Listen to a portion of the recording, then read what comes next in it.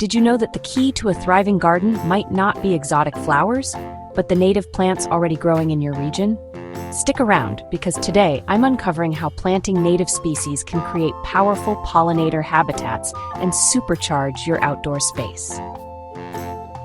Native plants are perfectly adapted to your local climate and soil. That means less maintenance, less water, and a stronger, healthier garden. But there's more than convenience here. These plants provide critical food and shelter for pollinators like bees, butterflies, and even birds.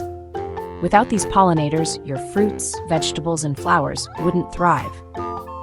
So choosing native plants isn't just smart gardening, it's supporting an entire ecosystem right in your backyard. Creating a pollinator-friendly garden starts with variety. I always plant different species that bloom at different times of the year to give pollinators a steady food source.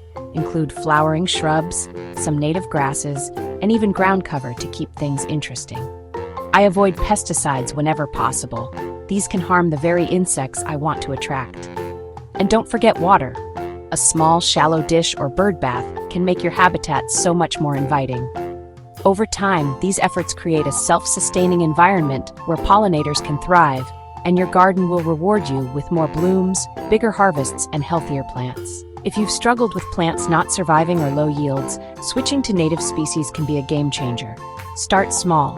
Pick 5 native plants suited for your area and see how pollinators respond. Rotate plantings to extend blooming periods and provide year-round support. Remember, a pollinator-friendly garden isn't just prettier, it's more productive and resilient. Native plants can transform your garden into a thriving, low-maintenance habitat that supports pollinators and boosts your harvest. If you enjoyed this guide, hit that like button, subscribe, and become part of our gardening family. Let's grow smarter together.